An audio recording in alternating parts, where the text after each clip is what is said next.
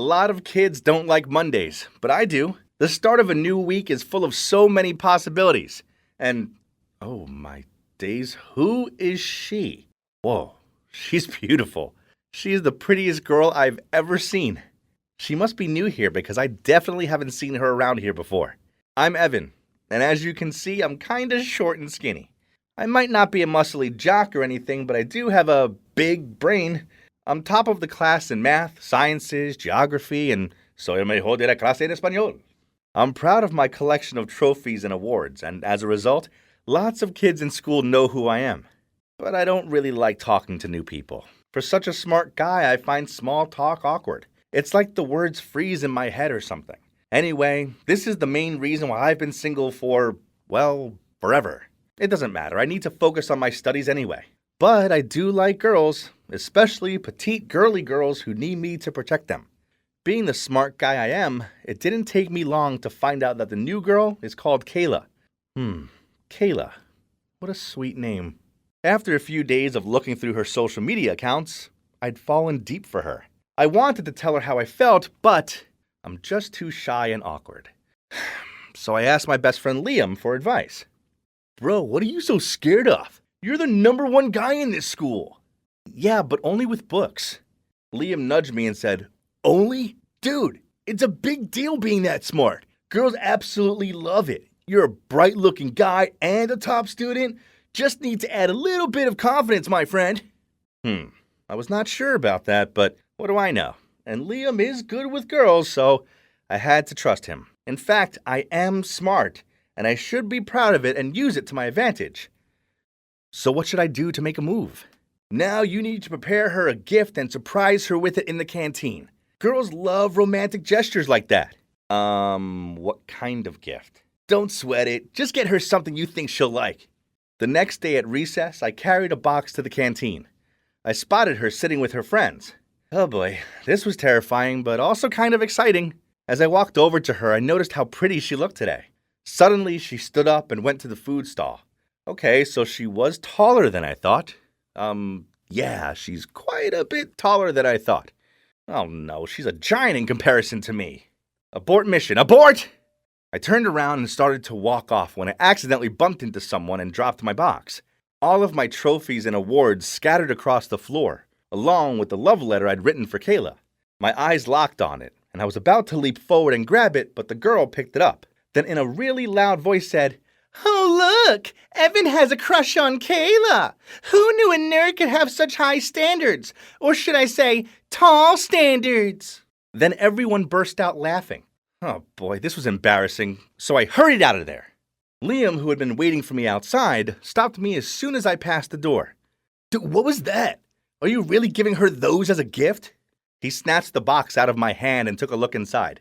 Well, you said to get her what she liked, and you also said girls like smart guys, so don't these show off enough of my charm? No, not like that. I just expected you to get her a teddy bear or some flowers. Evan, this ain't it. So this was it. My life was over. I'll be a laughingstock forever. I'll have to convince my parents to let me move schools. No, to let me move planets. Huh? It's from Kayla. What? She says she likes me too. Is this thing broken or something? Wow. She says she's heard a lot about me and she admires my achievements. And she wants to hang out sometime. Not long after that, we started dating. She's such a fun girl to be around. But there's one thing bugging me. She's so tall and standing next to her constantly reminds me that I am so short. It never really bothered me before, but it does when I'm around her. People have always said I'm small-framed, but being next to her makes me feel like I'm a hobbit or something. I decided to bulk up, so I started going to the gym, but it was so hot and sweaty in there, it made me feel sick, so I gave up. I was born this way anyway. There's nothing I can do about it. Meanwhile, Kayla didn't seem to bother that I was smaller than her, and being seen in public with me didn't faze her at all. But I don't know, I just didn't feel comfortable. So after class, when she was waiting for me by the door to go to lunch together, I muttered out some excuse about needing the library, and I'd meet her there in a bit.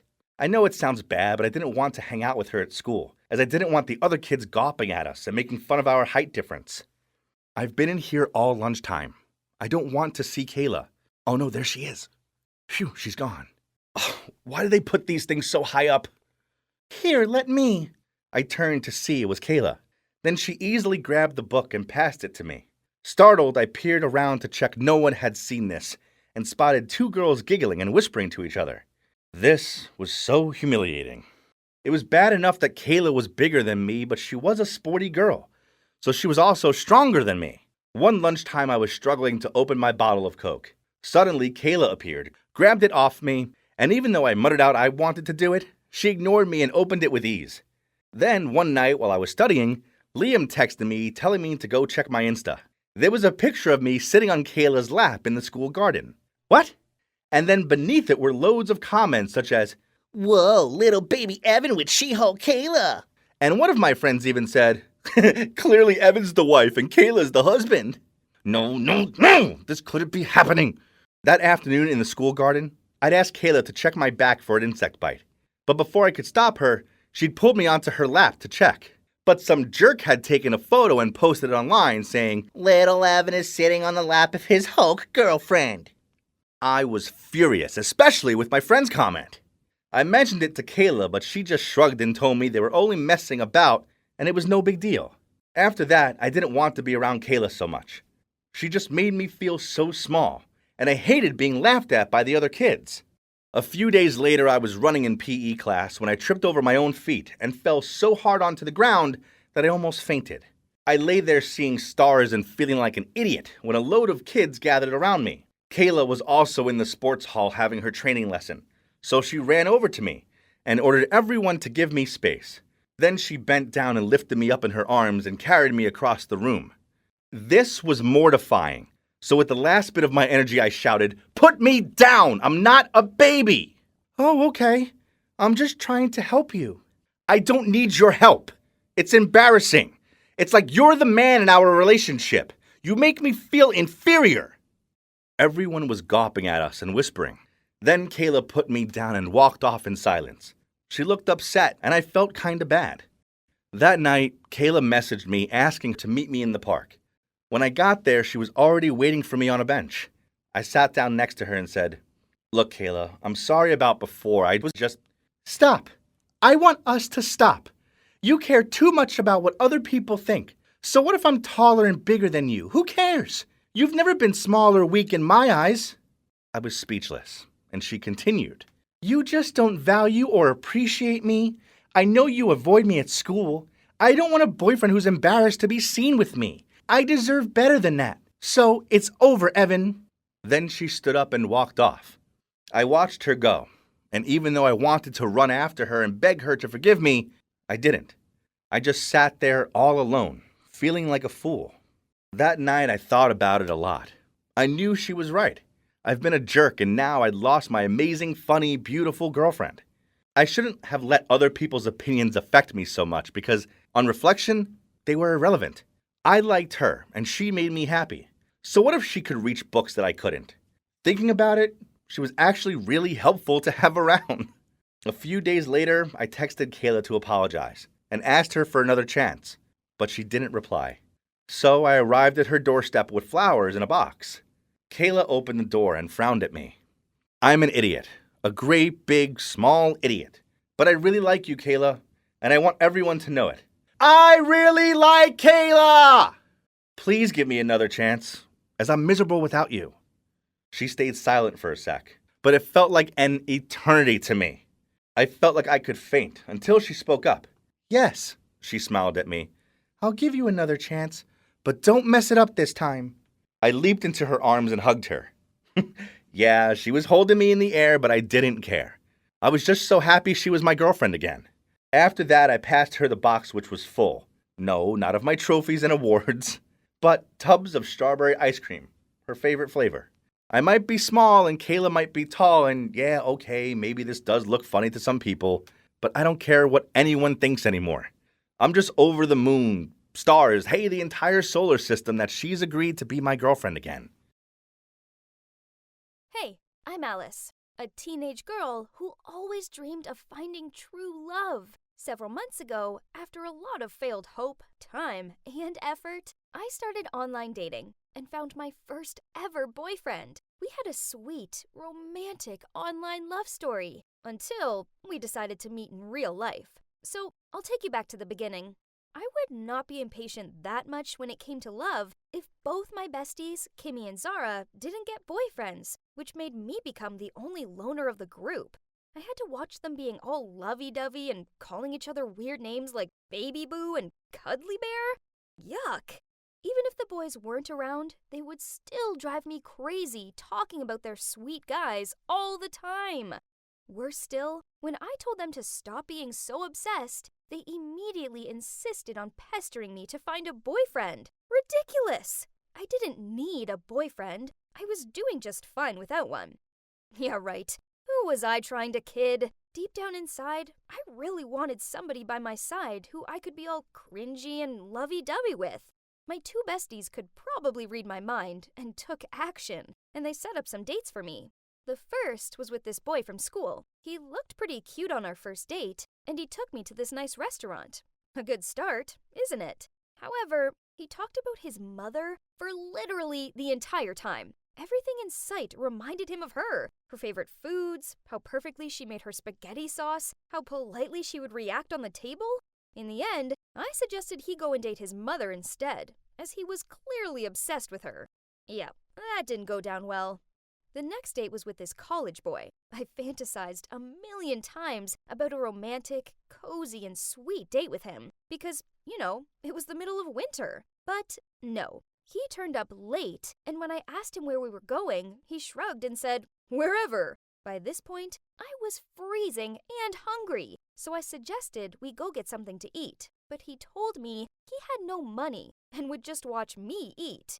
I offered to buy him a drink so we could at least sit inside somewhere, but he refused. So we ended up sitting in silence on a bench in the park. I ended up slurping on my hot chocolate just for entertainment.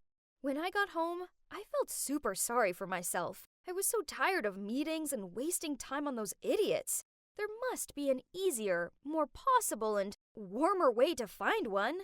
So I downloaded a dating app.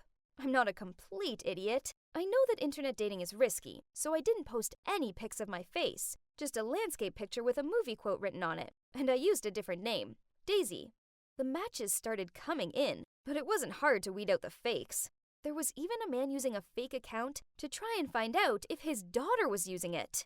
Delete, delete, delete. I was about to give up and accept that I'd be single and alone forever. This online world was exactly like what I'd read about it. All lies. I'd just have to get some cats or something for company. But then, this guy messaged me saying he liked the movie quotes I used. Impressive. So I messaged him back.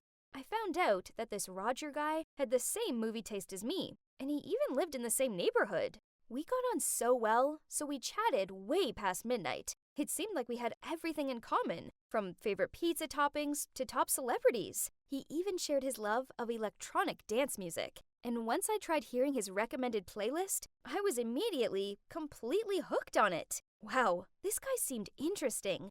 So I decided to flirt it up and see if he had a sense of humor. I mean, I had to create opportunities for myself, right?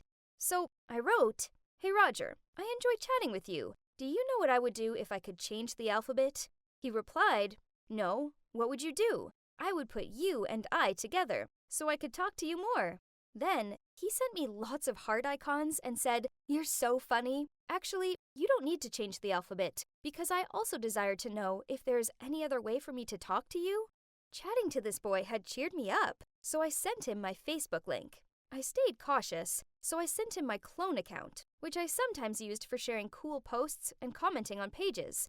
Moments later, I got a friend request from Roger. I checked his wall and found out a little more info about him, such as he went to the same high school as me 2 years ago, and he played soccer because there were some field photos. There were no pictures of his face, but that was fine. Those real-life photos could tell me more about him.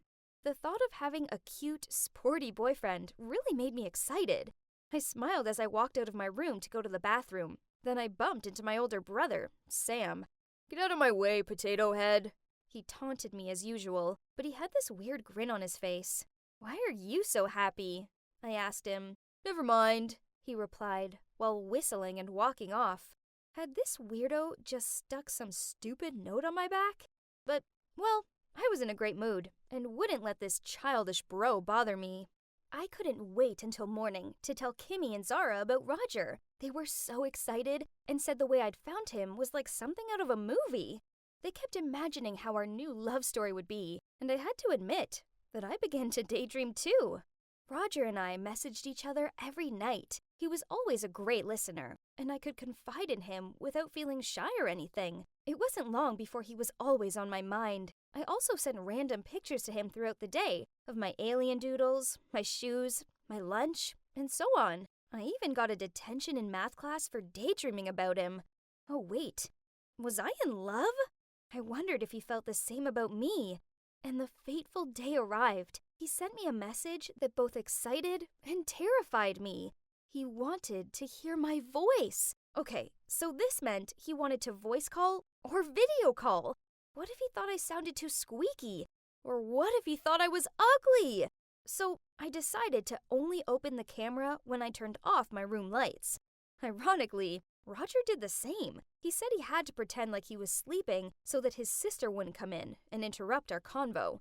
Aw, he must be a sweet big brother whom his little girl could always count on. So, yeah, now we'd upgraded from texting to video calls. My feelings for him increased a bit more every day. He always sensed my mood and cheered me up, regardless of how lame my problems seemed. One time, I was annoyed because my parents told me off for forgetting to do my chores. It was not that big a deal. I cried to him on the phone, and he told me it was okay, and that his sister always forgot to do her chores too. So sometimes he had to help her. God, he was so nice. Roger's sister was so lucky to have a big brother like him. Unlike my brother, who always sat back and sniggered whenever I got in trouble. Comparing them made me feel self-pity and cry even harder, until a point that he frantically blurted out, "Listen, Daisy, I like you. Don't cry, because it hurts me so bad that I can't be there for you. I just want to meet you as soon as possible." Oh my God, was he serious? Did this mean he was asking me to be his girlfriend? At first, I was thrilled, but right after that, I started to worry. What if he didn't like the way I looked? Besides, when he'd found out I'd used a clone account to talk to him, would he be angry with me? I needed advice, so I turned to my besties. They told me to go and meet him, as this way I'd know if he was serious about me or not. If he liked the real me, he would hear me out, without getting mad. I arranged to meet Roger in the park, and we both agreed to both wear something red for easy recognition. So I went for a red dress and red headband combo. Cute! I checked my phone a zillion times to make sure he hadn't canceled. I also prepared as best I could by practicing my smile in the mirror and by doing a last-minute nail polish change-up. Yeah, I know, I was a slave to love. Ugh, I hated lovey-dovey couples, but look at me now. We arranged to meet by the flower garden in the park, the perfect location for a daisy. On the way, I had mixed feelings. I was both excited about seeing my online boyfriend for the first time and also worried. I mean, what if he didn't like me? As I arrived, I saw the back of a guy who was wearing a red hoodie. That must be him. What should I do now? Okay, so I took a deep breath, then walked up behind him and timidly said, "Hi, Roger. Is that you?"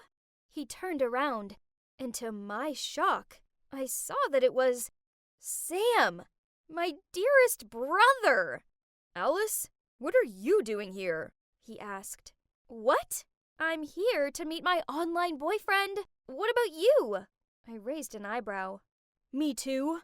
I'm meeting a girl. My girlfriend, Daisy," he flustered out. Are you? Roger?" I spluttered out and ended up biting my tongue in the process. Ouch! There was this awkward silence as we both stood there letting the awful truth soak in. Ugh! I swear it was weird to think back on our messages and talking before. I got goosebumps at the thought of my brother's sweet words earlier. I couldn't take this anymore, so I muttered out something about going home, then walked off. But I wasn't paying attention and walked straight into the flower garden and ended up trampling on the flowers, which received disapproving tuts from an onlooker. Oops! I couldn't really go home. It was way too embarrassing. So I wandered aimlessly around the park. Can you guys imagine it? The boy that had filled my dreams for the last 2 months turned out to be my brother! Now I knew why we had so many things in common. Because we were siblings! It started getting dark, but I was still in the park, sitting on a bench and wondering when my life turned into such a mess. Then Sam messaged me saying, "Where are you? Come back home." I replied, "No way! I don't want to see your face ever again." He replied, "That's not what you said earlier." Trust him to make a joke out of this, but nothing about this situation was funny. Ugh! I replied, "This is all your fault. I'm never coming home. Ever." Then he messaged back, "Stop being overdramatic. I told Mom you went to Kimmy's. Come home for dinner now." I didn't want to go home, but it was freezing out here, and I guess I was feeling hungry. Why could Sam be all warm and well-fed while I was cold and miserable? I arrived home to see Sam sitting at the dinner table.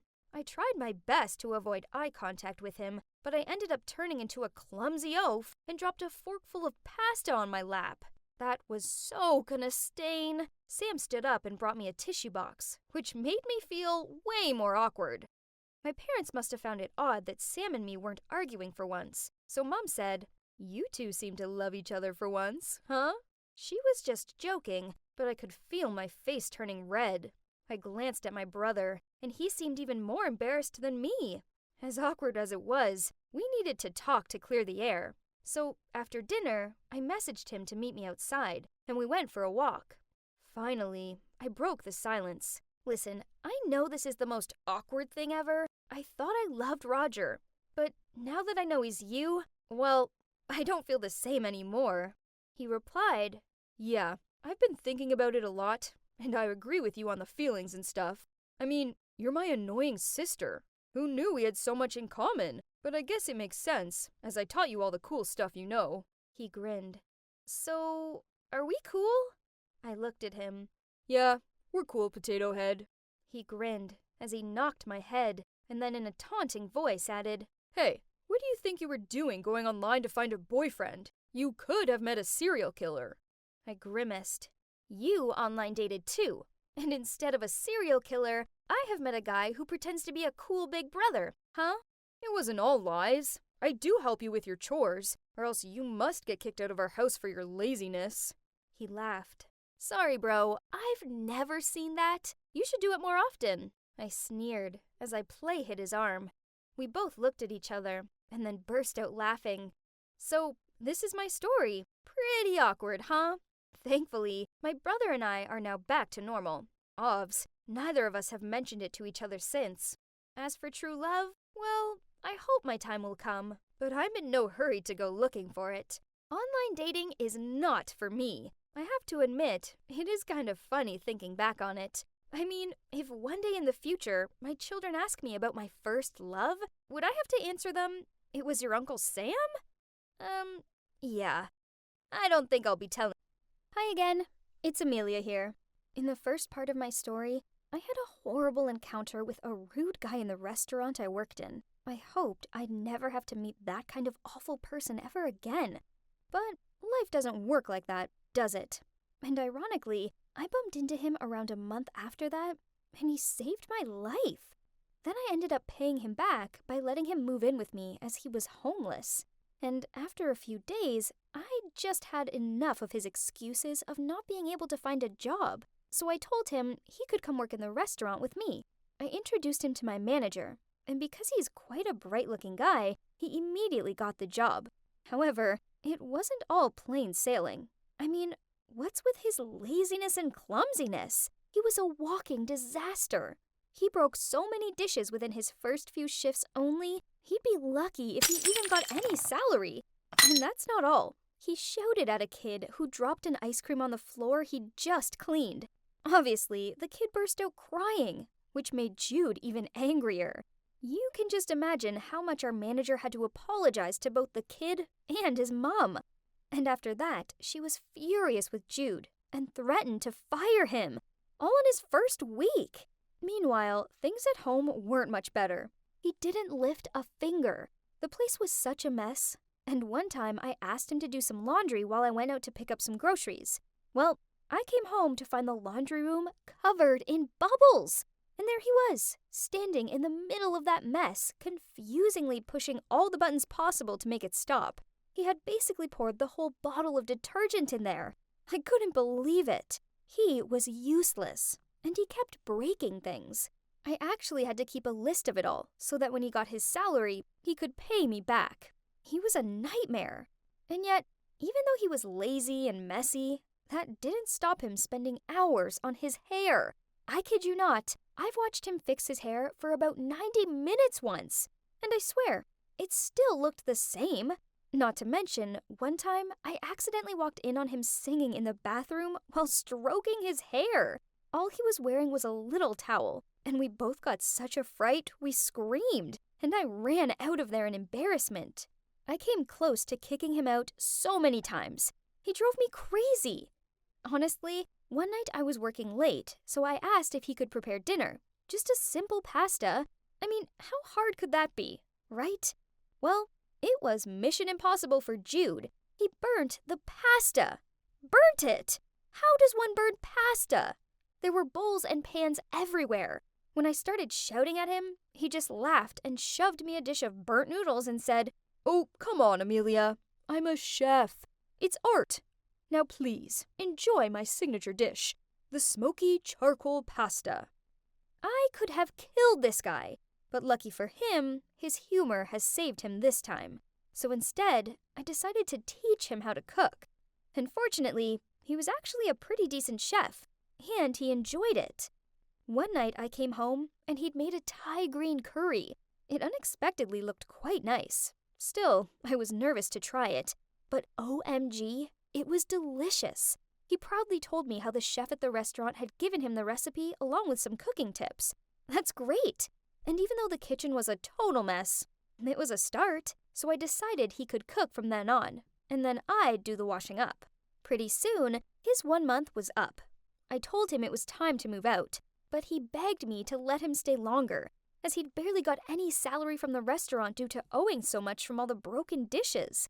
I wanted to say no, but if I was honest with myself, it had been quite lonely living by myself, and even though he was a total klutz, I kinda enjoyed having some company. Plus, he was a top chef. I pretended to be thinking about it for a sec, and then said, "Okay, fine, but you've got 1 more month. Then you're out." He was super happy, thanking me non-stop while running to the kitchen, saying he'd cook me a special dinner in return. Just like that, we learned to get along better with each other, as we lived and worked together. And, well, time flew, and soon another month had gone by, and yet neither of us even brought it up. So he kept on staying. Then one day, while Jude and I were working, a group of stuck-up girls came in. One of them suddenly said, "Guys, look! Isn't that our Prince Jude? Why is he working here like a loser?" Then they all burst out laughing. This made me angry, and I was about to go over and say something when I realized that the girl who'd spoken was Jude's ex. I knew Jude had heard, and I thought he'd get annoyed, but he just ignored her and kept working. But the girls kept on laughing, and it was seriously annoying. I went over to take their order, but Jude's ex refused to be served by me. She kept asking for Jude to take their order, and when I said he was busy, she demanded to see our manager. Eventually, he went to serve them, but his ex kept on harassing him. She even dropped water all over the floor so that he'd have to come and clean it up. I offered to do it for him, but he wouldn't let me. And then it got worse. As they were leaving, that girl dropped a $10 tip on the floor. I was furious. What a spoiled brat. I thought Jude would leave it, but he calmly sat down to pick it up while the group of girls all burst out laughing as they walked out of the restaurant. I ran over to comfort Jude, but he just smiled and said, "Hey, I have $10. What do you want for dinner? My treat." Then he went back to work, but every time I looked over at him, I could see he was hurt. I really wanted to yell at his ex. How rude can a person get? Later that night at dinner, we spoke about everything that had happened that day. I told him he shouldn't feel sad about his ex, because she was rude and never deserved him in the first place. But then he just laughed it off and said that it wasn't that gold digger that he was bothered by, but actually because it reminded him of his old attitude and the ways he used to treat people, including me on that first day we'd met. Then he sighed and said, "I bet if I'd been a better person, a decent son, then my parents wouldn't have kicked me out that heartlessly, even when I wasn't their actual son." Suddenly I felt so sorry for him, but I didn't know what to say to make it better. But to be fair, looking back at the person he was back then when we first met versus now, he was like a totally different guy. He had been doing a great job at work, and all our colleagues loved him. One day, a kid dropped her ice cream, and I stared in shock, waiting for Jude to freak out. But instead, he went over and asked if she was okay, and if she'd like another ice cream. I couldn't believe it. He was so sweet to her. I couldn't stop myself from smiling at him. He'd seriously changed. And even though it pains me to admit, he's a very good-looking guy. So naturally, he got a lot of attention. In fact, a lot of girls came to the restaurant just to be served by him. They even openly flirted with him, and he surely loved it. I just rolled my eyes, wishing I didn't have to see that. There was one girl in particular who came to the restaurant almost every day. She was super pretty, and obviously was trying to get his attention. I noticed one shift that Jude was kind of flirting back. How irritating. I guess he hadn't changed that much then. Then one day, I saw her hand him a piece of paper. When he came back to the counter, he was grinning and said to me, "Looks like I've got a date tonight." I was so annoyed and said, "It's not okay to flirt with the customers. I'll tell our manager." Then I stormed off. Later that afternoon, he clocked out first without telling me, and when I got home from work, I saw him being all dressed up for his date, which made me feel so grumpy for no reason. He was whistling and sounded so happy.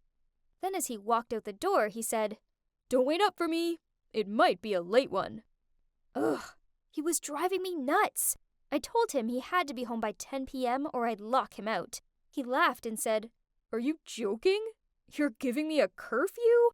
Geez, Amelia, if I didn't know better, I'd think you were jealous or something." Ew, I wasn't jealous, and I told him that. Who did he think he was? As if I'd ever be jealous of that girl. No chance. And yet, I couldn't sleep that night. I kept tossing and turning, and thinking about Jude and that pretty girl.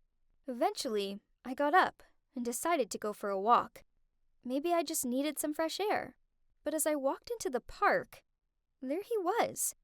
But the girl was nowhere to be seen. Instead, he was sitting on a bench surrounded by stray cats. I walked towards him, and he was as surprised to see me as I was to see him. I asked him why he wasn't out on his hot date, and he said, "Oh, the date went well, but I decided to come sleep in the park because I missed your curfew." That made me feel so guilty. I was about to justify myself. Then he winked and said, "Just kidding. Actually, the date was boring. I did come to the bar and hung out with her for a bit, but I strangely felt out of place. So I made up an excuse to leave. I didn't want to come home too early, though, in case you'd laugh in my face. So here I am. I don't know. I think I'm kinda over dating and stuff." Wait, am I hearing it wrong?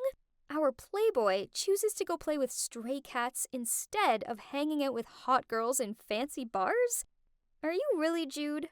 I playfully rubbed his head while teasing him. Can't deny, but I actually felt so relieved hearing him say that the date didn't go well, and that nothing happened between him and that girl. In fact, I was strangely happy. But what does that mean? Do you wonder if Jude ever actually moved out? Stay tuned for the final part of my story.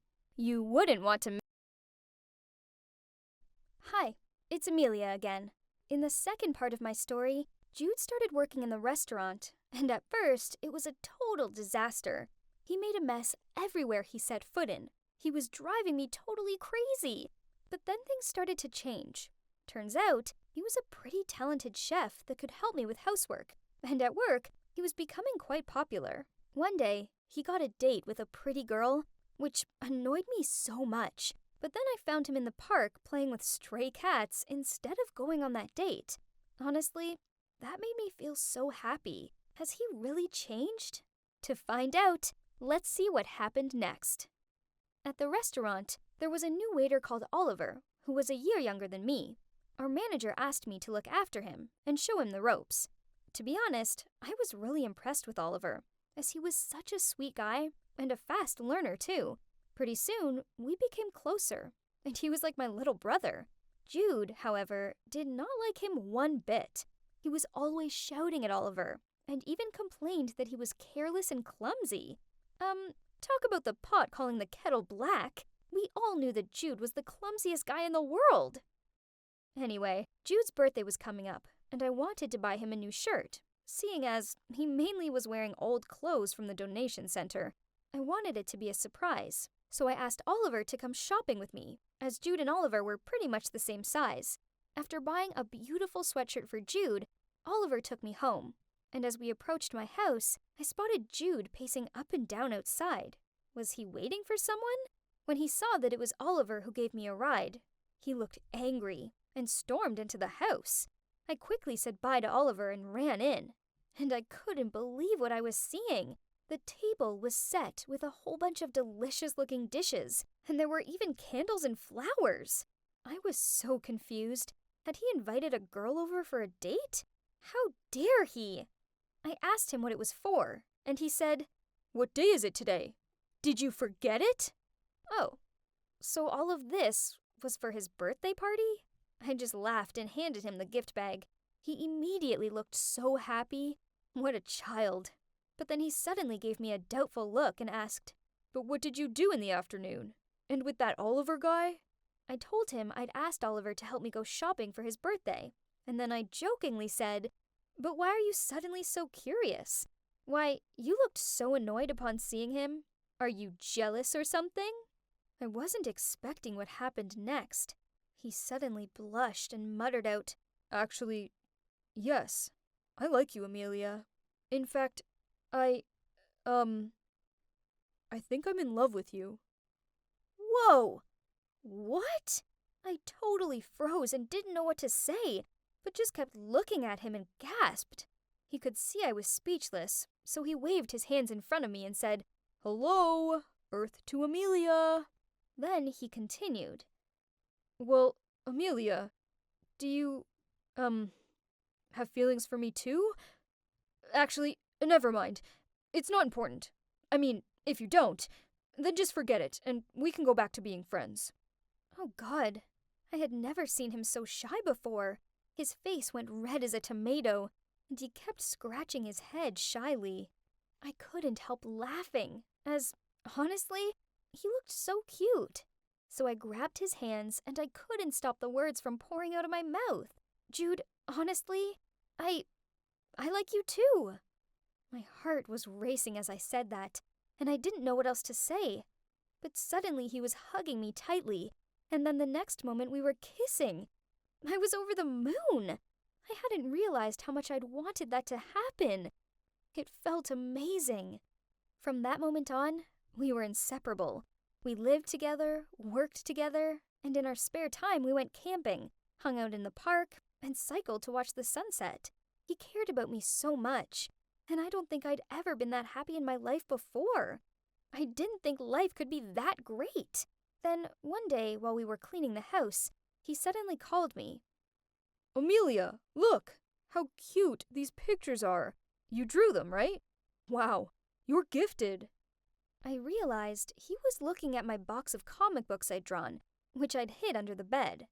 I felt kinda embarrassed, and told him that I hadn't done any drawings in a while.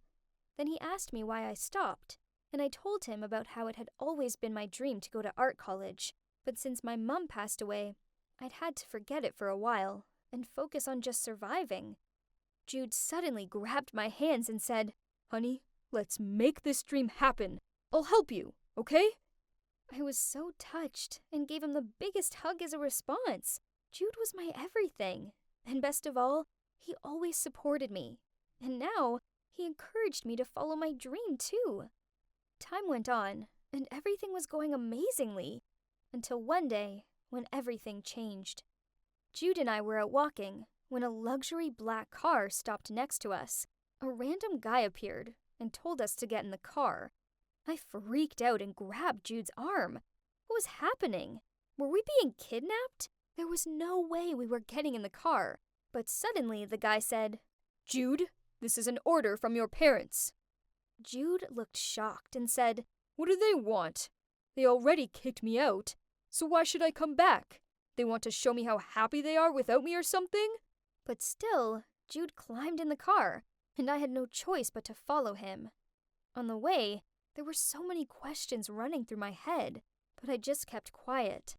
A short while later, we stopped in front of a mansion. This must have been Jude's house. Whoa, I knew he came from a rich family, but not to this extent. Jude held my hand and led me inside, where a couple, probably his parents, was sitting and waiting for us. Jude immediately shouted at them, saying, "What do you want?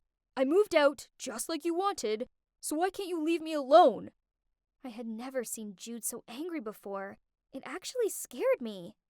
His parents looked calm, though, and they just sat there smiling, and then his mom asked him to calm down and take a seat.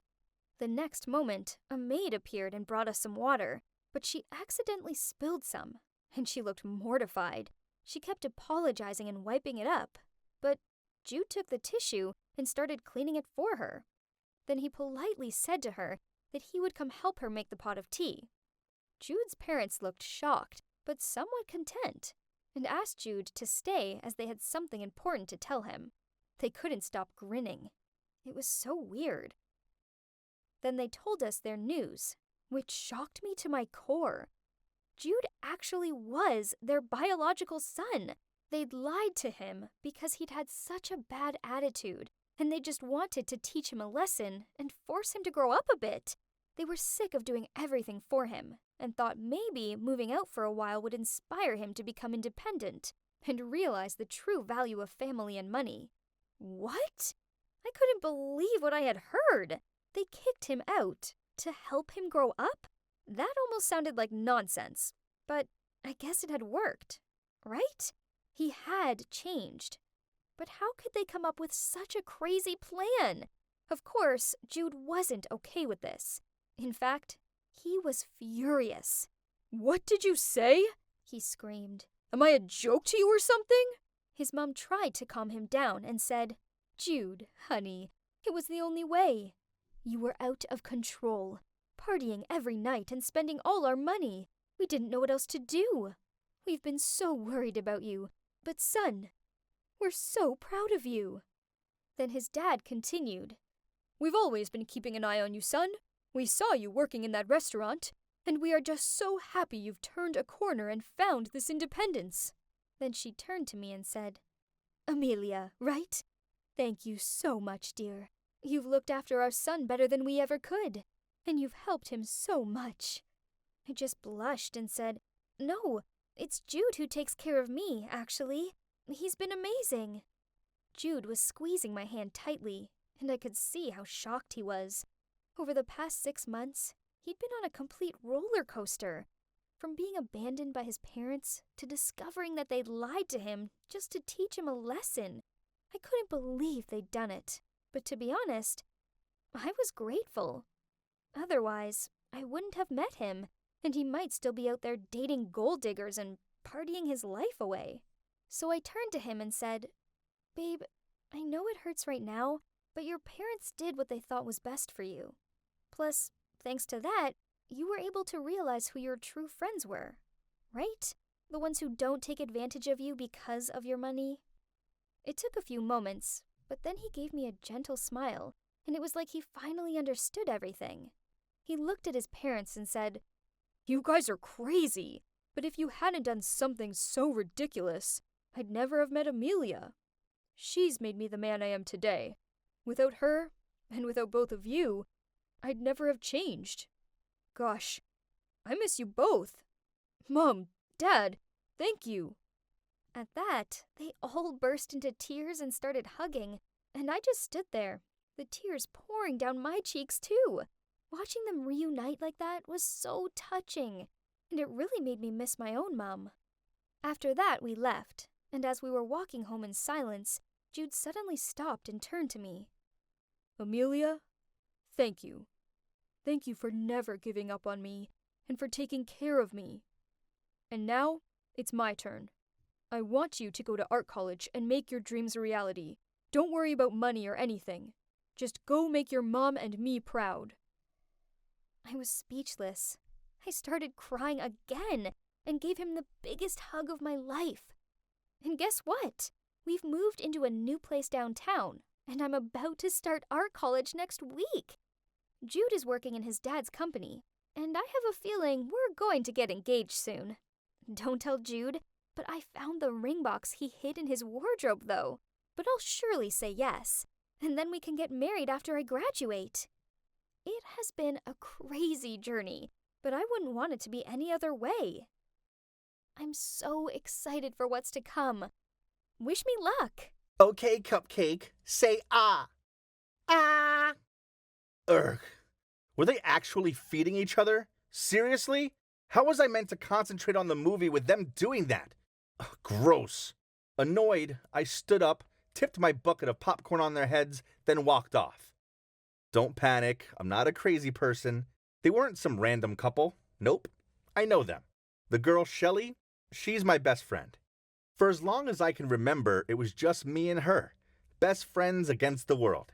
But then one day, this guy Leon showed up out of nowhere, and boom, they started dating. Do you know what the worst thing was? This Leon guy was 2 years younger than me. He was so immature, seriously. Every time I made plans with Shelly, he tagged along too. Suddenly, my phone rang. It was Shelly. I rolled my eyes as I answered, knowing she'd be furious. "Peter, how could you? I keep finding popcorn in my hair. It's gross. You're so childish." Yeah, whatever. She was the one who turned me into a third wheel for our scheduled movie night. I ended the call. I was done talking to her. That's when I saw the news article pop up on my phone. There was a weather warning for a freak magnetic storm.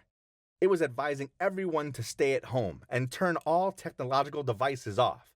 Well, that was fine by me. It's not like I wanted to stay out anymore anyway. So I went home and went straight to sleep. The next morning, I woke up and, why was my dad sitting at the end of my bed?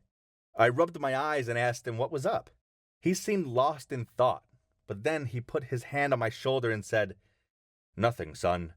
If you feel like you want to talk, I'm here for you. I understand." Then he left my room. What was that all about? I went downstairs for breakfast. That's when I heard my granny say, "I will prove to you guys that he's not." Then I heard Dad say, "Mother, it's no big deal. Even if it's true, he's still our Peter." But when I walked into the kitchen, they all fell silent and gawped at me. I said, hey, you guys, what's the topic?" Then my mom replied while passing me a plate of pancakes, "Nothing, son." Even my younger sister Lena was acting strange. She gave me this weird smile, then shook her head. Okay, this was odd, but I just shrugged it off and ate my breakfast. Afterward, Mom asked me to help her out in the rock garden. Yeah, sure, I mean, it's not like I had anything better to do. Now, let me tell you, those rocks are way heavier than they look. As I struggled to carry one, I puffed out to Mom, "Where do you want this? It's so heavy. Can you call out Dad to help?"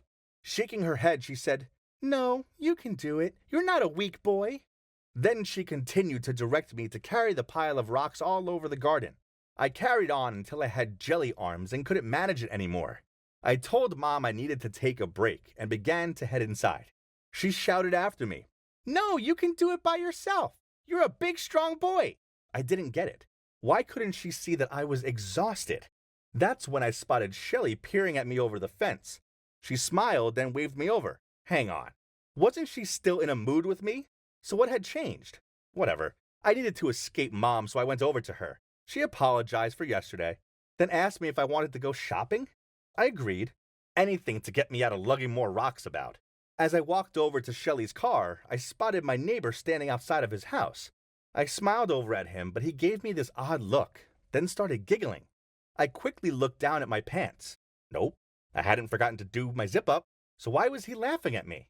I was thinking about how weird everyone was being as I got into the car. Then I thought out loud, maybe it's the storm? It sent everyone bonkers. Then I told Shelly about all of the crazy things that had been going on. She nodded and said, Yeah, it must be down to the storm. Well, it did make sense, because I'd read about magnetic storms and how they could impact people's moods and stuff. At the mall, we went into a shop and I helped her choose some clothes to try on. I picked up a purple dress and told her it was a lovely color, when suddenly my granny jumped up out of nowhere and said, "No, you don't love it. Follow me. I'll get you some new clothes." Then, before I could work out what was going on, she was pulling me out of the shop. I was so confused. "Granny, why are you here? Did you follow me?" She smiled up at me and replied, "Peter, darling, don't blame me for wanting the best for you." Huh? This was strange, but okay. I was about to get new clothes, so I didn't think I needed to question more about it. We ended up in this vintage shop, and I felt like I'd stepped into a time loop. All the items were from the 80s or even older. She started grabbing items off the rails and saying things like, "Ooh, I like this one," and "You'll look very handsome in this." This wasn't my style, but Granny looked so excited, and I didn't want to hurt her feelings. So yeah, I ended up trying the clothes on. I looked ridiculous. Granny seemed delighted. She gasped, clapped, and exclaimed, "Oh my, you're such a handsome boy," while Shelley was trying her hardest not to laugh.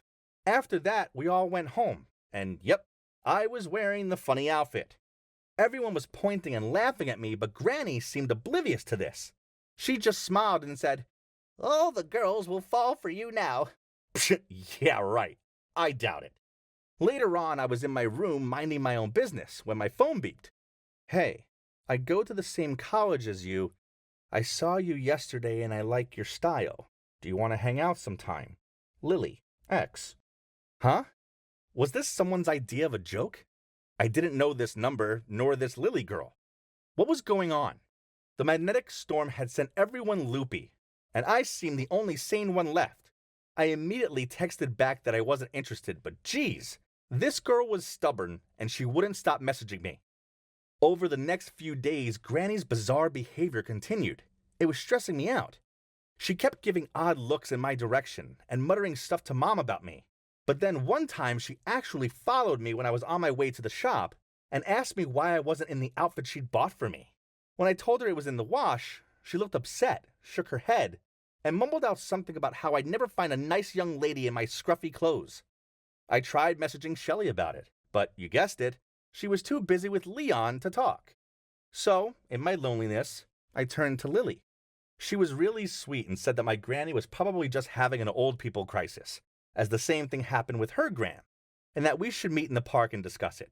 I agreed to meet her, and while I was waiting for her to show up, this guy with movie star looks walked over. At first, I thought he was going to ask me for directions or something, but then he said in a flirty voice, "Hey, you're on time." Then before I could say anything, he continued, "It's me, Lily." What was going on? This was insane. I asked him, "Okay, so what game are you playing at?" He looked confused and shook his head and said, "Well, I just want to hang out with you." Then he came closer to me and leaned on my shoulder. I pushed him away and stepped back. "Oh no, I'm not gay." He frowned at me, then shouted out, "What?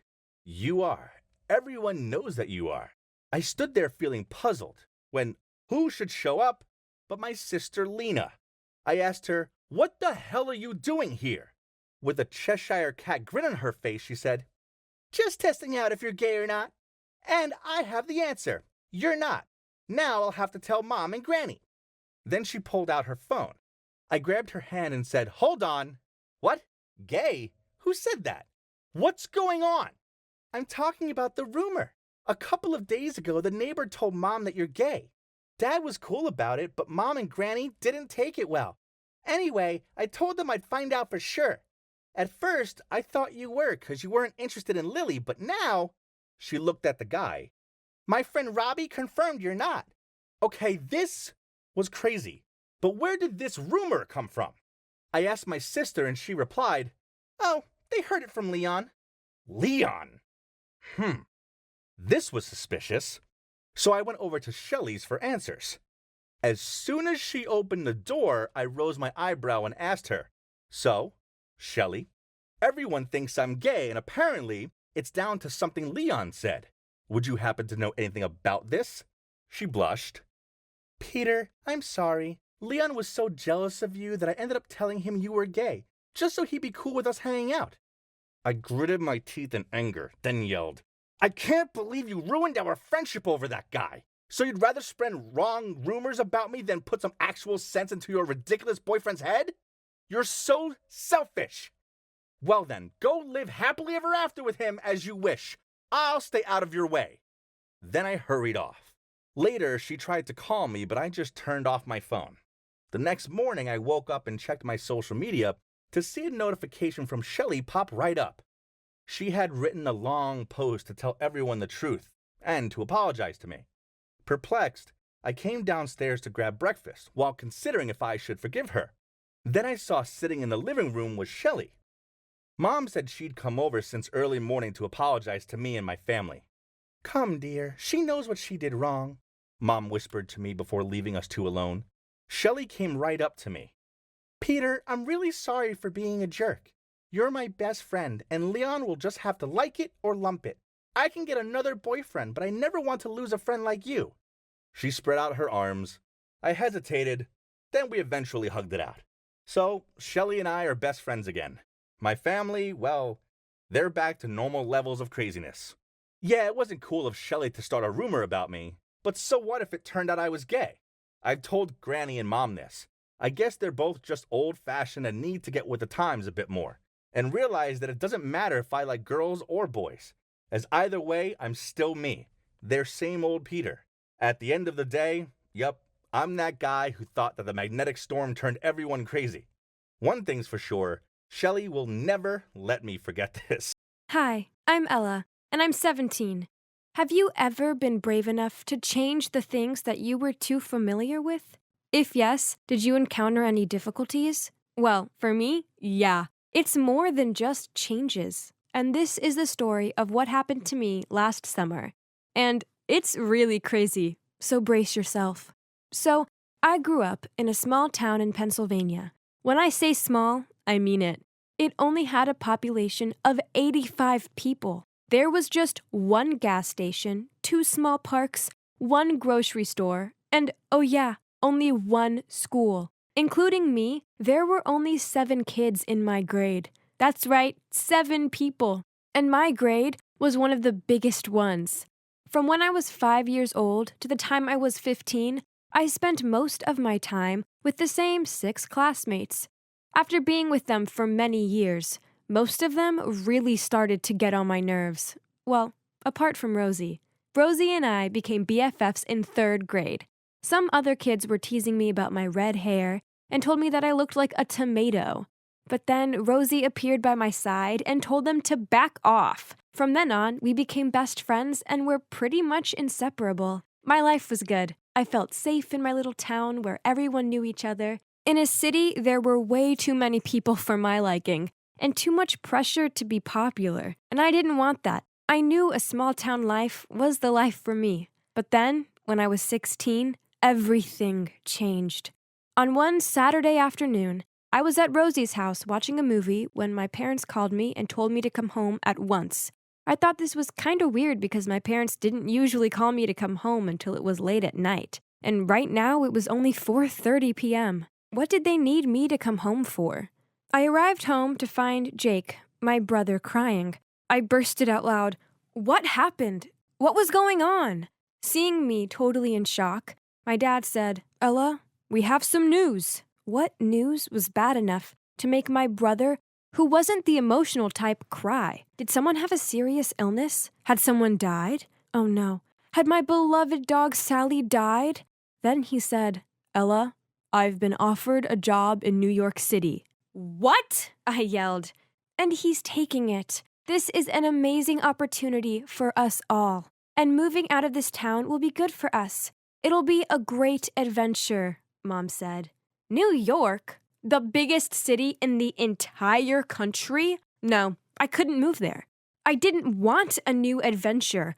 I was perfectly happy where we live now, and I didn't want to leave. But however much I sulked, shouted, or pleaded with my parents to stay, their minds were made up, and we were moving. Telling Rosie was horrible. She got so upset, and I felt awful about it. I didn't want to leave her, but what choice did I have? I spent my last day in town with her. We ate pizza, watched our favorite movies, played our favorite video games, and things like that. When it was time for me to leave, I gave her my unicorn plushie to remember me by. Then we cried into each other's arms and we promised to text each other every single day. So, I left the safety of my little town and moved to the city. Our new house was much smaller than my old one, but at least we could keep Sally. On my first day of school, I was terrified. There were so many people and I didn't know where I was meant to go or what I was meant to do. Luckily, the kids there were actually really nice. This one girl showed me where my locker was, and some other kids let me sit with them at lunchtime. After only a few weeks of living in New York, I started to find my bearings. I even figured out how to navigate the underground. I made some pretty great friends, but this didn't change the fact that Rosie was still my BFF. I texted her every day, and sometimes we spent hours on the phone with each other. A month of city life passed, and I got talking to this boy in my English class called Alex. He had the most amazing blonde hair, and his eyes, they were blue like the sky and the ocean, and a swimming pool, and yeah, if you couldn't tell, I really liked Alex. Not only was he unbelievably cute, but he was also kind and funny. We bonded over our love of video games and dogs, and soon became pretty close. Then one day, he invited me over to his apartment to hang out. Then over a giant pizza and a movie, he told me he liked me and asked me to be his girlfriend. I instantly said yes! I was so excited and couldn't wait to tell Rosie, but she didn't seem all that thrilled about it. For a few months, everything was perfect for me. School life was great, and I had some awesome friends and an amazing boyfriend. Sadly, though, Rosie and I grew further apart. I barely had time to talk to her hours on the phone every night. It was like our timeline became different. She always called when I was busy, and when I texted her back, she wasn't there. I know that she always cared about me, but my busy life just carried me away. I told myself this was okay as things change. People get different friends. Though not as often as before, Rosie and I still chatted whenever we had a chance. One time I told her that I would be going out with Alex at a fancy restaurant the next day. Anytime I mentioned Alex, she seemed not cool with it. But that time she expressed her excitement and asked me a lot about our date. That made me feel so good. When the day came, I went to meet Alex at the restaurant that he had booked for us. I entered and waited for about 20 minutes for him to show. I began to get impatient and asked a waiter if he'd seen a boy with blonde hair and blue eyes come in at all. The waiter told me he had, but he'd left with a tall girl with long brown hair and brown eyes. What? Who was the girl he left with? And why? I thought of everyone I knew who fit that description. I couldn't think of anyone, except for Rosie. But she lived in Pennsylvania. Why would she be here talking to my boyfriend? I decided to call Alex, but he sounded muffled, and I heard a girl talking in the background. It sounded like they were arguing, and then the call ended. This was so weird. What happened? I had no idea what was going on, so I headed home. On my way, I felt like someone was following me. And then I realized that there was one car driving very slowly after me. When I tried stopping, it also stopped. Oh my God. Was it having anything to do with me? I felt terrified and started to run as quick as I could until I reached my house. I turned back and saw that car parked outside my house. I was shaking as I tried to open the door. And as I did, Sally zoomed past me and ran toward the car. I had only seen her act that way whenever Alex came over. She really liked Alex. Wait, Alex? That was it. Alex was in that car. Was it a prank? I ran over to see what the heck was going on. There, sitting in the driver's seat, was Rosie. And to my complete shock, Alex was tied up in the back seat. Rosie! I screamed. What are you doing here in New York with my boyfriend? Alex screamed, Help! She told me you were waiting for me in her car, then she kidnapped me. Rosie quickly turned around and looked me right in the face. Oh, hi, Ella. What are you doing with my boyfriend?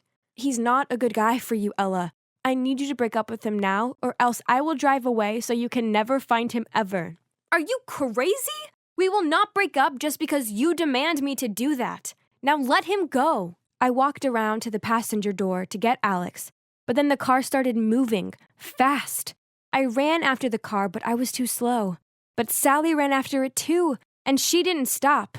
She almost got hit by cars as she ran through traffic until she was out of sight. I was so scared. I was about to call the cops when I saw a police car zoom past me. How did they know about this already? Who called 911?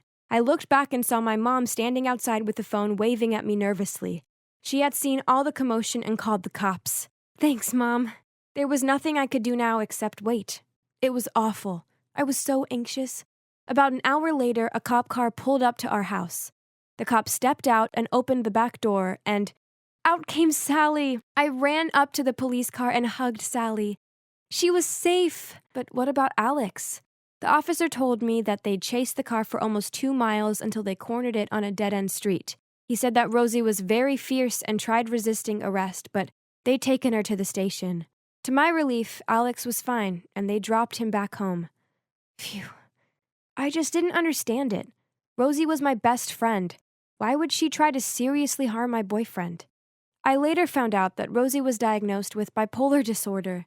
It's a disorder that causes people to go through extreme mood swings and do things that are out of character and crazy. Rosie had a lot going on. As well as me not being around anymore, her dad had moved out. I didn't know this as she hadn't told me. Back then, I wasn't talking all that much to her, but I'd never expected that the separation Rosie felt was too much for her and could lead her to bipolar disorder. I was her only one at that time, so she wanted her to be my only one too. But Alex appeared and made her feel insecure and seriously jealous. It is fortunate there are no serious consequences. I really hope Rosie gets the proper treatment for her disorder. We might not be as close anymore, but in my eyes, she'll always be the girl who was there for me when I was being teased, and I will always regret that I wasn't there to listen to her more when she needed me. I still feel sad about it all, but I'm trying to see the positives. Things with Alex are going great, and I'm happy here. It turns out city life is for me after all. Whether it's in friendship or love, people still need their own space. And sometimes, as sad as it is, people do grow apart. This happens in life. Being overjealous doesn't help mend things. It just pushes the other person for. Sometimes in life, we do things we might not be proud of. But honestly, if I had to go back and do it all again, I wouldn't change a thing. Please listen to my story and let me know if you think I did the right thing. It's been a crazy ride. I'm Delilah, and I grew up as an orphan. When I was only 5 years old, my parents were arrested as they belonged to some kind of mafia. I didn't have any relatives, so I was sent to an orphanage. I was too young to really understand it all. I just thought my parents were so busy with work, they didn't have time to take care of me. But later, I understood that my parents were bad people, and that they'd often hit me and even starved me whenever I was naughty. Over the next 4 years, I was adopted by 3 different families. The first 2 didn't end so well, so they sent me back. But the third family was really nice. Unfortunately, luck wasn't on our side, though. There was a car accident. I was lucky enough to survive, but my adoptive parents didn't make it. I was devastated and got sent back to the orphanage. I didn't understand why I was so unlucky. It really felt like the universe was punishing me. Years passed by and no other families adopted me. So as soon as I turned 18, I left and decided to start on my own. But it wasn't easy. I'd had no real education and I couldn't find a decent job. I did a lot of random jobs, like pizza deliveries, handing out flyers on the streets, and working in a supermarket for a bit too. The money was never enough though. I hate to admit this, but sometimes I stole groceries from work. However, one time I got caught, and of course, they fired me. That sucked. How would I be able to make it to tomorrow with $2 in my wallet now? I vented out with my coworker Casey about how miserable my life would be without that job. Then Casey just smirked at me and said she knew another way I could make some money. She said it was just a one-time thing, and it would be risky, but the money would be enough to last me for years. I was eager to hear more, but you won't believe what it was. The job was to kidnap the daughter of a rich family and then demand ransom. Casey said all I had to do was take care of the kid for a few days in an abandoned warehouse, and when the parents paid the ransom, they'd send the kid back, and I'd be free to go with all the money. I mean, It sounded easy, right? It's not like I was actually kidnapping her. I was just taking care of her for a few days. More like a babysitter, so nothing could go wrong, right? The little girl was called Lisa, and she was just 2 years old. Her parents, Mr. and Mrs. Taylor, were well known, and they were stinkin' rich. The plan was actually so simple. Every Sunday, her nanny took her to the playground, and so that's where she'd be kidnapped from. You're probably wondering if it worked out. Well, I'm not in jail right now, so there you have it. I was waiting in the warehouse, and they delivered Lisa to me. Now, all we have to do is wait. The warehouse was pretty shabby, but it had enough to survive. And at first, Lisa cried a lot, and I seriously couldn't get her to stop. I tried playing her Baby Shark on YouTube. Believe it or not, it worked, and she stopped immediately. Later that night, though, Casey called and said Lisa's parents refused to pay and that the police were involved. Oh my gosh! So now what? They couldn't just leave me here with this random kid. The only option Casey could think of was that me and Lisa should hide out at Casey's grandparents' farm for a couple of years. That's when the case died down and everyone had forgotten about it. We could just leave Lisa outside a police station. This was insane! But what choice did I have? Lisa's face was now plastered on every newspaper and webpage. Also, not to mention the fact I knew nothing about raising a kid. What a disaster! But hey, at least I'd get to move to a farm. So the next morning, Casey's cousin, who drives vegetables from the farm to the city, picked us up and drove us safely to the farm. It was perfect, because Casey's grandparents didn't own a TV or the internet, so they knew nothing about the missing kid.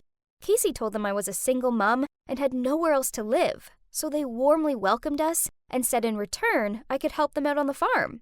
Those first few weeks were torture.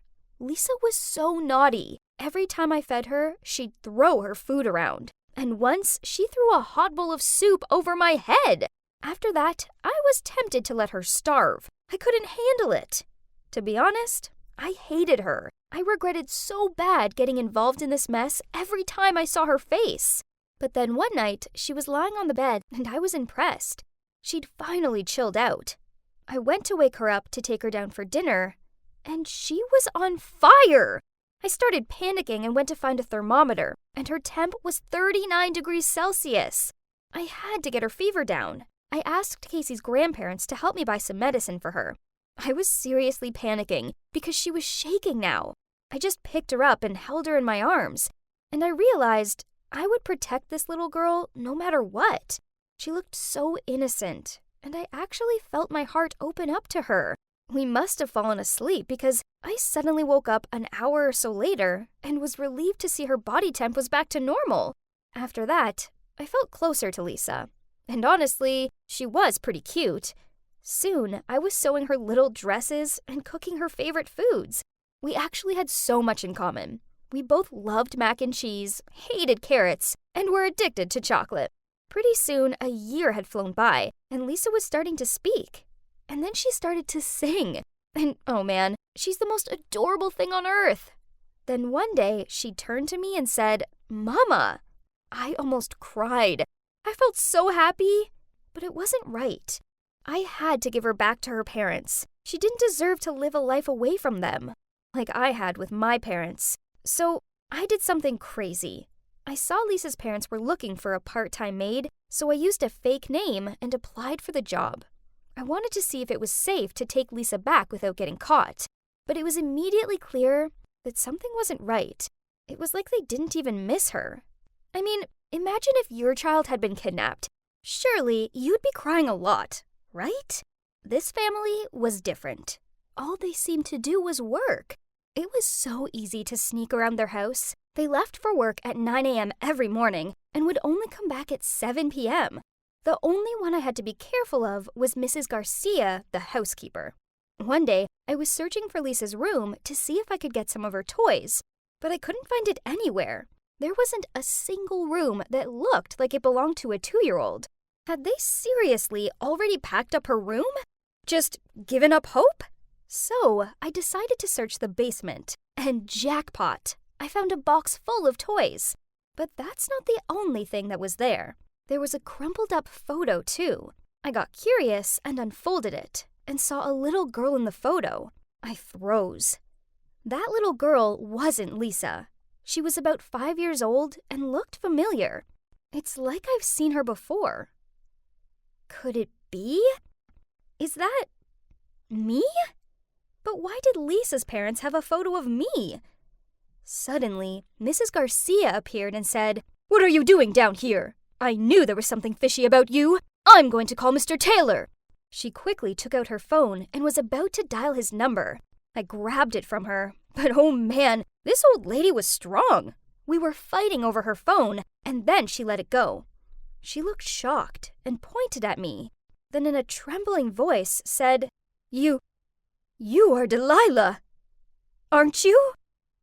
I was stunned. How did she know my real name? Oh God, she must have known I'd kidnapped Lisa. I was probably about to go to jail. But then she continued speaking, and I thought I was going to faint.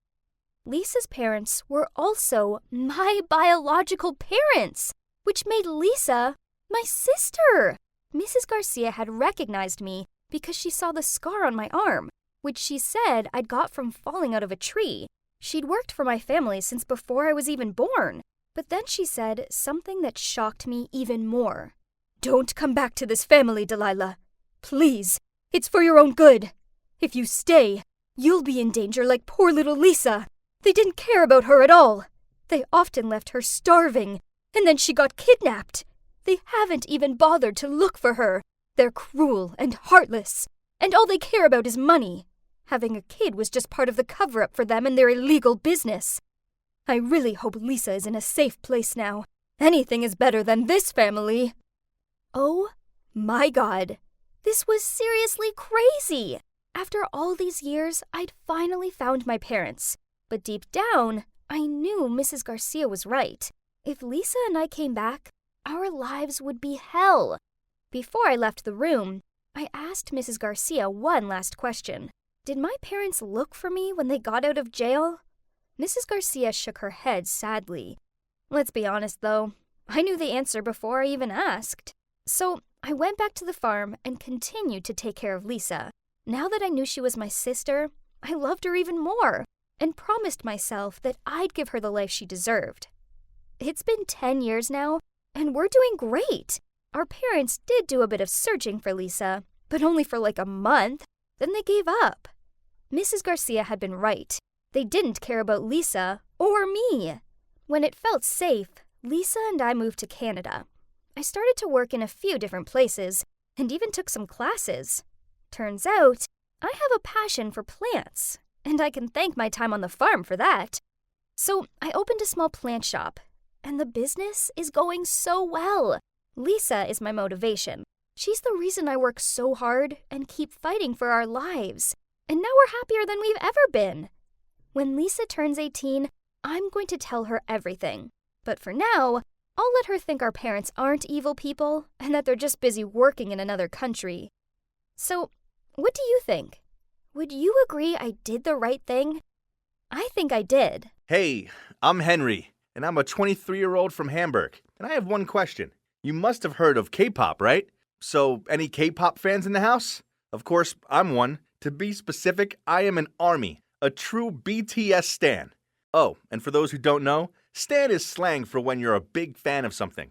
Anyway, I can proudly say I'm obsessed with K-pop, and it's such a fun journey, right? But not everyone gets it. In fact, this is my story about how people treated me for being a fanboy, and it gets pretty dramatic. So, people always think that we like K-pop just because the idols are good-looking. But no, that's not only it. Seriously, I bet those who hate K-pop haven't even given it a proper listen. So you K-pop haters, just hear me out. And I'll start by tracing all the way back to the beginning of that life-changing moment when I first discovered K-pop. It all started when my classmate Chrissy was watching this music video called Dope during recess. I got curious and joined her. And oh boy, I never seen something so incredible before. The camera work, the choreography, it was unreal. I couldn't get the song out of my head, and the video was so much fun to watch. They didn't need hot girls nor supercars to make it eye-catching. It's pure talent only. After that, I started to listen to more K-pop and became a multi-stan, but BTS is always my one true love. I love them, and I wouldn't mind sharing all about it on my Instagram, which also helps me make friends with a lot of other ARMY from all around the world. Mostly girls, but a lot of guys too. And they often message me saying how much they admire me for being so open about my love for K-pop. They say they wish they had the same courage I did, since a lot of them got made fun of for liking Korean male artists. How ridiculous is that? It's 2021. We can like who we like, and we shouldn't have to keep quiet about our passions. However, I totally understood how they felt. I've been there, and it was rough. One time in high school, I'd been so excited to show Chrissy my new BTS album. We were screaming and squealing as I carefully flipped through each page as if it was my most prized possession, when some jock walked by with his crew and snatched it out of my hand. Then he said, "What is this tween magazine? Didn't they all have plastic surgery, right?" Then another guy said, "Why do you like these guys? Are you gay or something?" Then they all walked off laughing. I was so angry I wanted to kick them so far off the earth, even Google wouldn't be able to find him. But I couldn't do anything. They were way bigger than me and would crush me into a pulp if I even tried. So I came up with a better idea. I started going to the gym. I wanted to be buff like Jungkook. Then I wouldn't be afraid of any losers picking on me and my boys anymore. Oh, and by the way, I'm not gay. That's just another thing us fanboys have to deal with. There's nothing wrong with being gay, but just assuming I am because I like K-pop is silly. K-pop is for anyone and everyone. Anyway, after high school, things were looking up as people in college were less nosy. We'd all grown up, and you won't believe how muscular I'd become. Girls started showing interest in me, but there was only one girl I had eyes for. Her name was Kayla, and she was so cute. However, there was just one tiny problem. And by tiny, I mean huge. She didn't like K-pop. Once when we were studying, she sat closer to me and asked with a smile, "What are you listening to?" Then she took one side of my earphones. "What is this? Some kind of chanting?" Then she just went back to reading with a disgusted look on her face. What? That was my bias. Rap Monster was spitting fire. I didn't know she was that tasteless, but I let it slide this time, since I didn't want to make a big deal out of it in the library. After that, things got worse, and her hatred for K-pop became more obvious. Every time I talked about it, she rolled her eyes and changed the subject. And when the new music videos came out, and I couldn't wait to show her, she'd just scroll on her phone and ignore it. Other than that, she was always so sweet, and so we kept on dating. But we shouldn't have. One time, we were hanging out at the mall, and it was a pretty special day for me as it was BTS's debut anniversary. I was so excited and had even worn my BTS crossbody bag with a Koya keychain to complete the look. I thought I looked cool, but Kayla burst out laughing when she saw me and said, "OMG, did you borrow your sister's bag or something?" I tried to explain to her and said, "No, it's mine, and this is my baby Koya." But she just cut me off and rolled her eyes, as she said we'd be late for the movies. She kinda killed my vibe, but it was BTS day, so I wouldn't let anything ruin it. We were lining up to buy popcorn when I felt someone tap me on the shoulder. "Excuse me, I couldn't help noticing your Koya. Are you perhaps an ARMY?" I finished his sentence with a scream. We were both excited. We basically talked in gibberish that probably only ARMY could understand. Turns out J-Hope was his bias, and his name was Craig. Then he even gifted me some photo cards he'd just printed out. I was so immersed in the conversation with him, I forgot Kayla was even there, until Craig said to her, "Oh, hey, who's your bias? I might have some cards for you too." Kayla looked offended and said, "You guys are sick. What a pair of losers. I've had enough of this K-pop stuff." Then she stormed off. We were left stunned, but oh well. If she couldn't respect my hobby and love me for who I am, then fine. Good riddance, Kayla. After that, Craig and I went to a cafe to talk everything BTS, and until this day, we're still good friends, and I'm grateful he saved me from dating that awful girl any longer. After that relationship, I gave my love life a bit of a break, as I was busy with streaming music videos, voting for BTS on award shows, and catching up with all of their content, on top of studying.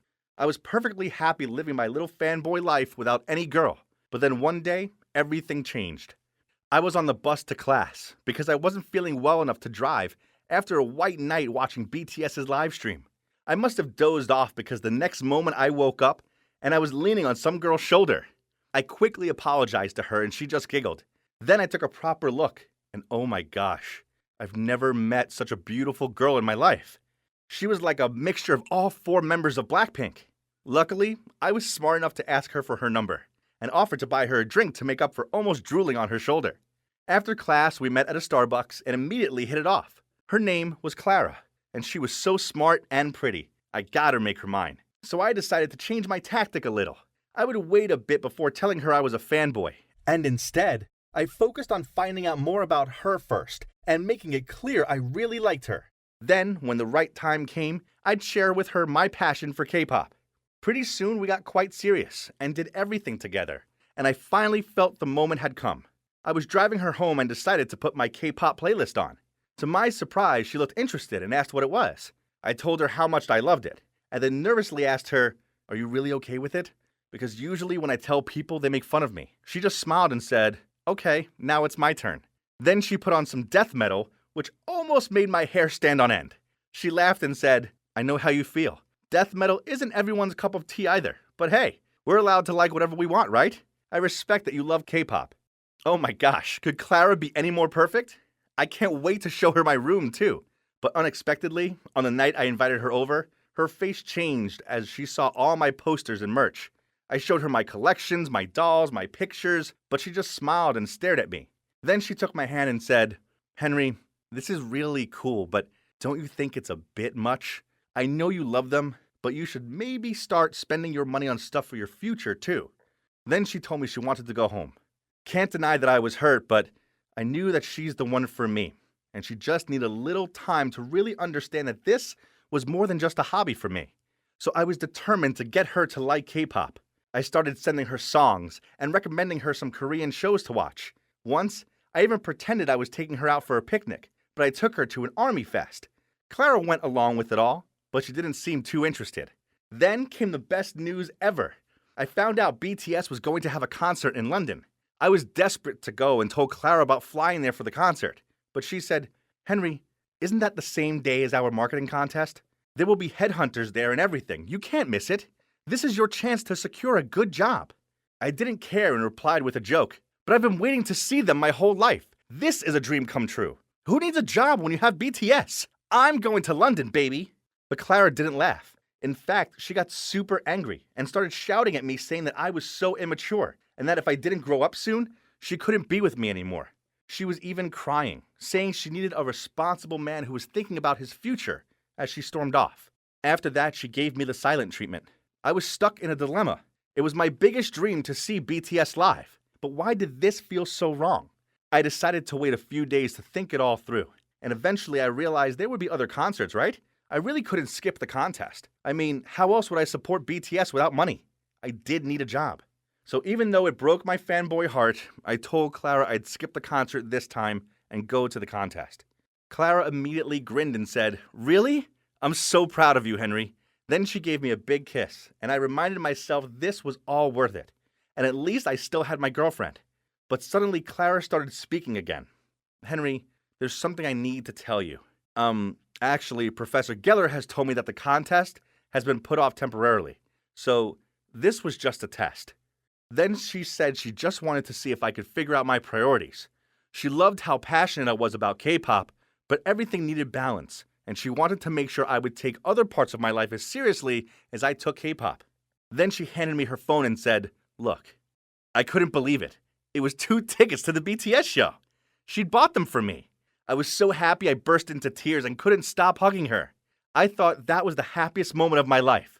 But the BTS concert was, especially as Clara was by my side. We're currently still together, and guess what? She even biases Jin now. She's seriously the perfect girl for me, and I can't wait to spend my life with her. If in 2031 you ever see a family of 4 screaming their heads off at a BTS concert, chances are it's me. I opened the drawer and, there it was. I'd been looking for this magazine for ages. But as I closed the drawer, I noticed something else. A photo hiding under the magazine. There was a woman and 2 kids in the photo. A boy and a girl. I was so confused. Who were they? I turned it over and there was a message on the back that said, "This is my new number. Call me more often. I miss you so much." Suddenly my mom came in and I was about to ask her about the photo, but she got mad and started screaming at me to get out of the room. "Never, ever come into our room again. Do you hear me, Aaron? We have private stuff in here. You know the rules." I was just looking for the magazine, I said, and quickly tucked the photo inside before running out of her room. Actually, I knew I wasn't meant to go in my parents' room, but I was doing a school essay on sustainability, and I'd seen an article in my mom's magazine about it a few days back. So I'd searched the whole house to try and find it. Eventually, I knew the only place it could be was their room, so I snuck in. Usually their door was locked, so I was in luck. Ever since I was a kid, I had been forbidden to go in there, but I had no idea why. Back in my room, I couldn't stop staring at the photo. Were these my relatives or something? Long-lost cousins? The boy in the pic looked totally like my dad. Oh no. Reading the note behind it again, suddenly I thought this could be another family of my dad. Do you know what I meant? Yes. What if my dad had a secret family? Maybe he'd cheated on my mom and had this whole other secret life. My inner detective was going crazy. There was nothing else for it. I had to get to the bottom of this and find out the truth. I searched online for the phone number and couldn't believe it when a girl the same age as me popped up. I started scrolling through all her photos and suddenly saw one of a young guy holding a baby, and the caption said, "Miss the old days of being daddy's little girl." This was insane! I was certain the young guy in the photo was my dad, and I needed to talk to the girl ASAP. I messaged her and told her we were related. I even sent some photos of me taken with my dad to prove it. I was shaking when I saw her reply pop up. "My dad never mentioned you, not even once." That hurt me so much. I couldn't believe this girl was actually my dad's daughter too. Now, how am I supposed to break this news to Mom? She'd freak out. I couldn't bear the thought of seeing this crush her. So I decided to go clear things up myself first. A few days later, my dad was going on a business trip to Boston. Again. He was always going to Boston. I'd always believed he was just super busy at work, but now I knew the truth as my dad's secret daughter had confirmed she was also from Boston. I mean, of course she was. So I told my mom I was going to spend the weekend at my friend's house. And the moment my dad left, I jumped in a cab that I'd called and asked the driver to follow him. When we got to Boston, I saw my dad stop outside of a house and then glance around as if he thought he was about to get caught. Then he got out of his car and rang the doorbell. A woman came to open, and immediately they started kissing. Then a young girl appeared, and, yep, it was exactly the people in the photo. I was shaking so much, I actually dropped the money for the cab. It felt like my dad had punched me in the chest. I was so upset. He had this whole other family that Mom and I had no clue about. I couldn't stand it anymore. Mom didn't deserve this. I walked towards the house and was so focused on what I was planning to say to my dad, I didn't even notice a van pulling up right next to me. Suddenly, everything went black, and I realized I had been blindfolded. A huge hand was covering my mouth so I couldn't even scream. I felt tape being put across my lips, sealing them shut. Then someone yanked me backwards and shoved me into some kind of car. Oh my God. Was I being kidnapped? Why? Had my dad seen me and now he was trying to cover his tracks? This was like something out of a movie. They even tied me up. After what felt like a billion hours, we finally stopped and I was dragged out of the car into a cold, dark building. Someone took my blindfold off, but it was so dark inside I couldn't really see anything except a single light bulb above my head. The tape across my mouth was pulled off and I was untied. I wanted to run out of there as fast as possible, but I was terrified. 2 men dressed in black were standing in the room and one of them glared at me and said, "They think they can hide you forever?" "Who are you?"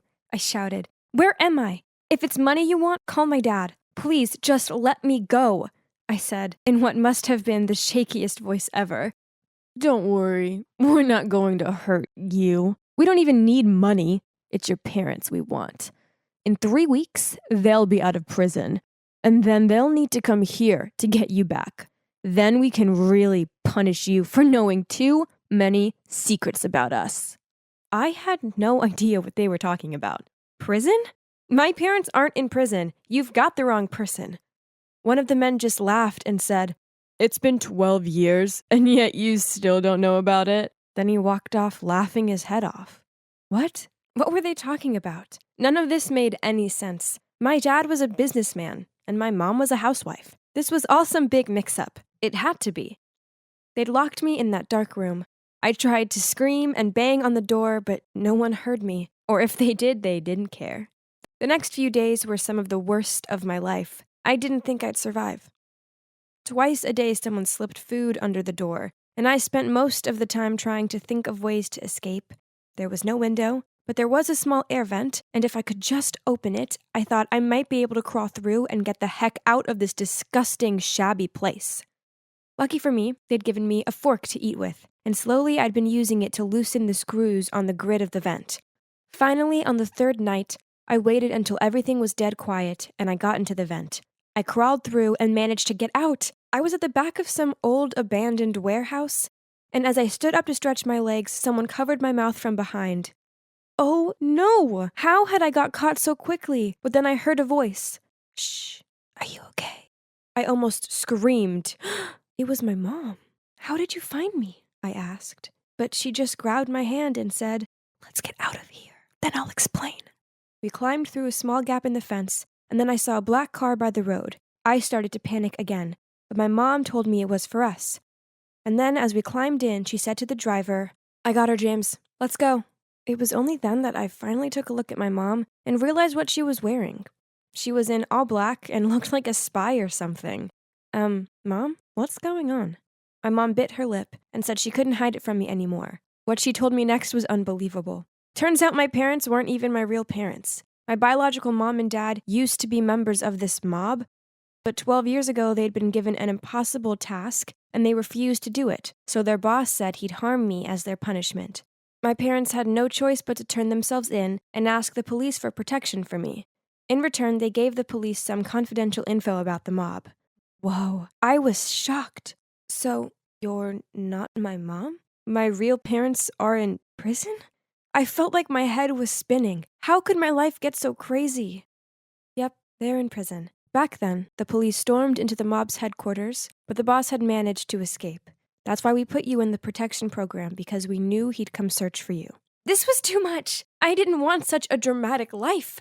Then I suddenly remembered there was more drama. Mom, I found out Dad was cheating on you, so I followed him here to Boston. Did you follow him too? I mean, how did you find me? This was so weird. My mom didn't look sad at all. She said, actually, he wasn't cheating. That woman and those kids are his family. You see, at the time, he and I were the only two people qualified enough to adopt you. So he actually left his family to fake our family life to protect you. It was all part of the protection program. But he missed his family so much. That's why he went back to see them most weekends. I'm so sorry, Aaron. We didn't expect it to turn out like this. When you didn't come home on Sunday, I used the GPS we set on your phone, and that's how I found you. Okay, my head was spinning even more. Not only were they not my real parents, they weren't even a real couple. This was absolute insanity, and all to protect me? Wow. And as it turns out, it worked out pretty well, because by tracking me, they found the new boss's hideout, and now the police had arrived and he was finally being arrested. As for me and my family, we had to pretend to be a real family, for now. And actually, it wasn't that hard because I loved them so much, and they'd sacrificed the past 12 years of their life to protect me. I'd be eternally grateful to them, and my biological parents would be out of prison soon, and then I'd be reunited with them. I don't remember anything about them, but they also sacrificed their lives to protect me, so they must be pretty amazing, right?